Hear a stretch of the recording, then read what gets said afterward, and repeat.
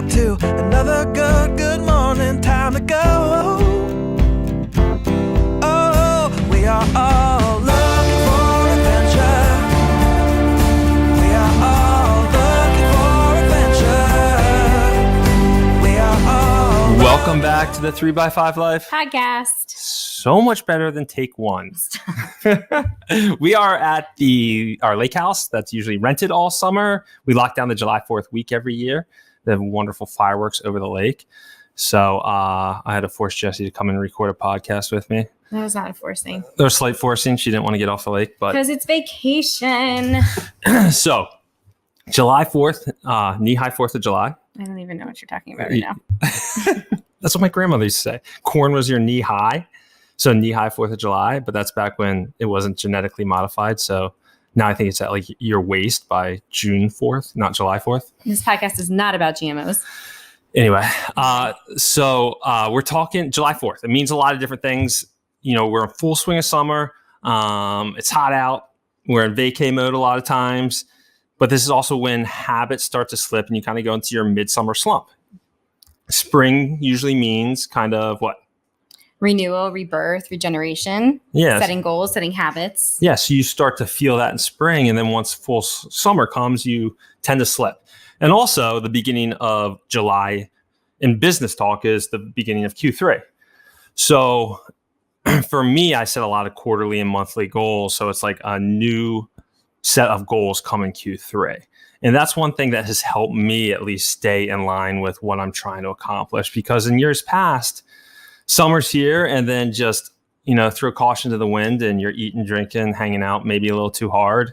And a lot of those good habits go by the wayside. And not that that's a bad thing, but, I guess for me, it's always like tuning into how your body actually feels when you're participating in those activities. And so when you think about vacation, like vacation naturally lends itself to, having a few drinks and staying up a little bit later. And, after you get home from vacation, we always talk about how you have like a vacation hangover. Or you want a vacation from your vacation. vacation. Or a vacation from your vacation so that you can actually relax and recharge. And so I think this reminder that you're trying to say is more of a check-in where you are. Yes. Have you let some of those habits that help you to be your best self and feel the best? Have they started to slip so that you can kind of refocus your attention and get yourself back to nourishing your body with the foods that make you feel good and, tapping back into those the movement that we talked about. And, all of those pieces that we know help us feel our best, because it's easy to kind of get into the habit of not prioritizing because everybody around us is. I mean, it's the herd instinct where all your buddies are going out and, we're all like kind of in vacation mode, which is awesome. Mm-hmm. And that's why I think it's almost so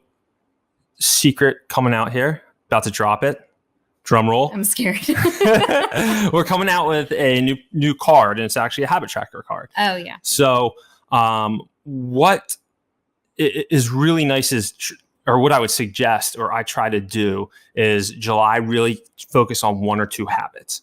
That's just going to kind of keep the ball rolling. Be it like, I know this sounds really stupid, but like a bedtime habit of like when I'm going to go to bed and wake up the next day. Or like maybe like how many nights a week I'm going to have a cocktail. Like I would commit to one or two of your needle moving habits. That's really going to set the bar. Not like 10, just one or two. That's just gonna be like, all right, if I do this consistently through July, I'm not going to completely fall off the rails. And that's what we're trying to prevent. And these habits being small, like you said, like tiny habits, like we're not talking about big, huge habits, but something that's going to help you feel a little bit better and just refocus your attention. You guys know that I work with educators a ton. And so, Bryan was talking about in the business world that this is Q3. Well, in the education world, summertime tends to be like, throw it to the wind, because we're just so exhausted from the school year that we need to that we tend to get away from some of those things, like waking up at the same time or prioritizing movement or something like that. And so I teach these courses, like a self-care course, because that's pouring into your cup and creating habits that hopefully you're establishing throughout the summer, so that when you do go back to school, September is the most stressful time of the year for teachers because you're starting all these new things. But what I think also aids in that is the fact that for the last 2 months, we've been off our game, where we are taking liberties with eating, we are staying up late and, binge watching TV, and we are doing some of these things because we're in full relaxation mode, but we don't recognize like the weaning off process. So I think the habit tracker card is perfect for setting the stage for what you want your fall to look like, because you need to have all systems a go when you step back into that classroom in the fall. Right, exactly.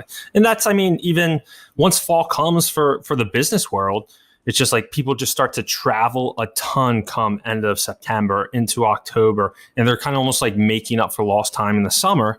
So if you do keep the ball rolling in July and August when everybody's in vacation mode, you're going to be one step ahead of everybody else. Mm-hmm.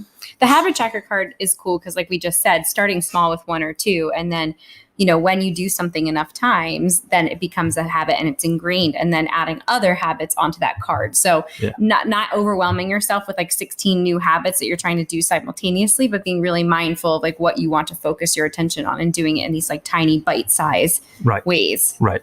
And right now, I think summertime is all about energy level management. So you can get into such bad habits where your energy is just waning. So if either pick a habit or two that's connected to a goal, or a habit or two that's going to create good energy, and then that's just going to parlay into accomplishing your goal because you're just going to have good energy. Mm-hmm. So, I would go either route if it's something that's directly related to your goal, or something that's related to energy creation, not depletion.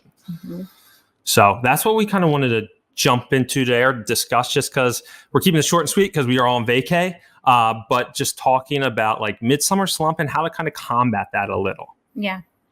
So I love the energy analogy. That's something that I teach about all the time, is being mindful of where your energy tank is and what are those activities that you're adding to your energy tank that is helping to fill that up, and what are you participating in that's reducing that energy tank. So I like that look at it. Instead of setting a goal, what are the habits or things that you're participating in that are energy sucking activities for you? Yeah. And we've definitely participated in a few this week. We have indeed. But we also were just having the conversation of how it feels really good when we're able to kind of get back on our game and feel our best, so that we can show up for each other and for the kids and, for our family at large. So exactly. Keeping that mindful piece. Yeah. So, the card will be launching soon. We'll keep everybody posted. Mm-hmm. If you haven't subscribed, please subscribe to the podcast. Share with a friend. Like it.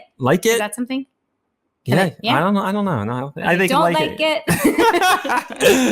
So again, our mission here is purpose-driven productivity. So hopefully this will help you just at least think about some of our habits as midsummer. We're not trying to be the fun police, but and also give yourself grace and enjoy yourself as well. It's all about that, keeping it in check and just being aware. Self-awareness is so key when it comes to establishing habits and making sure that we don't veer too far off course, that it makes it a lot more difficult to get back.